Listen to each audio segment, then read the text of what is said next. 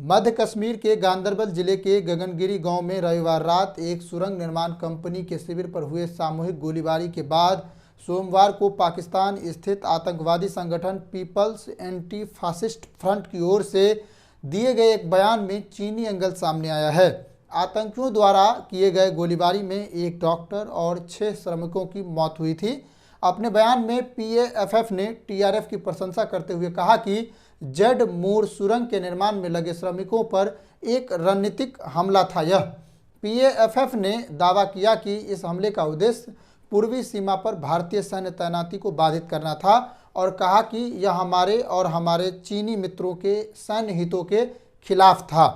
हालांकि यह साफ है कि चीन और पाकिस्तान के बीच रणनीतिक सहयोग है, लेकिन अधिकारियों ने कहा कि पीएएफएफ के बयान के अलावा चीन की संलिप्तता का कोई समर्थन करने वाला और कोई सबूत नहीं है।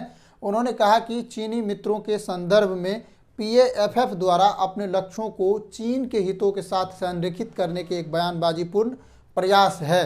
श्रीनगर लेह राजमार्ग पर 6.5 किलोमीटर लंबी सुरंग एक महत्वपूर्ण बुनियादी ढांचा परियोजना है, जिसे कश्मीर और लद्दाख के बीच हर मौसम में संपर्क प्रदान करने के लिए डिजाइन किया गया है। उत्तर प्रदेश स्थित एपीसीओ इंफ्राटेक द्वारा बनाई जा रही इस सुरंग का उद्घाटन नवंबर की शुरुआत में होना है। अधिकारियों ने कहा कि परियोजना की समय में कोई बदलाव नहीं किया गया है। पीएएफएफ ने कहा, कब्जे वाले क्षेत्र में सैन्य परियोजनाएं मौत का जाल है, इसलिए हर समझदार व्यक्ति को इससे बचना चाहिए। अधिकारियों ने कहा कि संवेदनशील क्षेत्रों में इस तरह के बुनियादी ढांचे का दोहरा उपयोग होता है, इसलिए सुरंग का केवल सैन्य परियोजनाओं के रूप में चिन्हित करना भ्रामक हो सकता है। टीआरएफ ने दावा किया कि उसके फाल्कन स्क्वाड ने निर्माण स्थल को निशाना बनाया तथा इस परियोजना को मुख्य रूप से सैन्य परिवहन के लिए बनाया गया है, ऐसा दावा किया। इसने स्थानीय लोगों और गैर स्थानीय लोगों को अवैध परियोजनाओं पर काम करने से बचने की चेतावनी दोहराई है। इस समूह ने नागरिकों के हताहत होने पर खेद व्यक्त किया है, लेकिन इसी तरह के बुनियादी ढांचे के प्रयास पर आगे भी हमले की चेतावनी दी है। मतलब साफ साफ है कि आप बुनियादी ढांचे के विकास की कार्य को रोक दीजिए।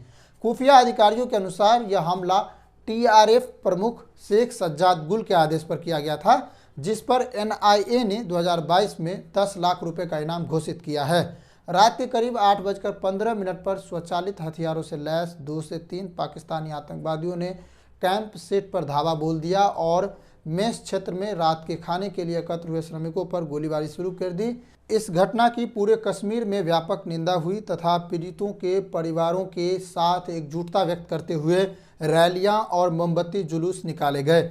स्थानीय संगठनों के सहयोग से उप विभागीय मजिस्ट्रेट के नेतृत्व में तंग मर्ग में एक उल्लेखनीय मार्च निकाला गया, जिसमें विभिन्न पृष्ठभूमि के निवासियों ने शांतिपूर्ण प्रदर्शन में भाग लिया। पुलवामा में भी इस तरह के कार्यक्रम हुए और सामुदायिक नेता ने हिंसा की निंदा की। डॉक्टर शाहनवाज, जिसकी इस घटना में मौत हुई, उसे गांव के निवासियों ने शोक संवेदना व्यक्त करने के लिए उनके घर न जाने पर मुख्यमंत्री उमर अब्दुल्ला के खिलाफ नारे भी लगाए। एनआईए की एक टीम सोमवार को गगनगिर पहुंची ताकि जांच किया जा सके कि इस हमले में सीमा पार के संगठन सीधे तौर पर शामिल थे या नहीं। इस हमले को साल 2024 में रियासी जिले में 9 जून को हुए हमले के बाद सबसे घातक आतंकवादी हमला माना जा रहा है, जिसमें 9 तीर्थयात्री मारे गए थे। सुरक्षा बलों ने हमलावरों की तलाश के लिए गगनगिरी के आसपास के इलाकों में तलाश अभियान शुरू कर दिया है। सभी दलों के नेताओं ने हमले की निंदा की है। नेशनल कॉन्फ्रेंस के अध्यक्ष फारूक अब्दुल्ला ने पाकिस्तान से आग्रह किया कि अगर वह भारत के साथ संबंध सुधारना चाहता है तो उसे नागरिकों को निशाना बनाना बंद कर देना चाहिए। उन्होंने कहा, कश्मीर पाकिस्तान नहीं बनेगा, हमें सम्मान के साथ जीना चाहिए। अगर निर्दोष लोगों की हत्या होती रही तो बातचीत कैसे हो सकती है? देखिए फारूक अब्दुल्ला ने क्या कहा। बहुत ही दर्दनाक वाक़ा है। कई गरीब मजदूर जो अपनी कमाई के लिए यहाँ आते हैं और फिर ख़ानदान के लिए भी कुछ पैसा भेजते हैं, उन बेचारों को इन दरिंदों ने कल शहीद कर दिया। उसके साथ साथ हमारे एक डॉक्टर साहब भी थे जो लोगों की खिदमत करते हैं, कल वो भी अपनी जान खो बैठे। अब बताइए मुझे, इन दरिंदों को मिलेगा क्या? क्या वो समझते हैं इससे यहाँ पाकिस्तान बनेगा? आज कई सालों से हम ये देख रहे हैं कि वो आ रहे हैं वहाँ से, और हम कोशिश कर रहे हैं कि ये मामला ख़त्म हो और हम लोग आगे बढ़ें, हम लोग मुश्किलों से निकल सकें। मैं पाकिस्तान के हुक्मरानों से ये कहना चाहता हूँ, अगर वो सचमुच हिंदुस्तान से दोस्ती चाहते हैं तो फिर ये बंद कीजिए।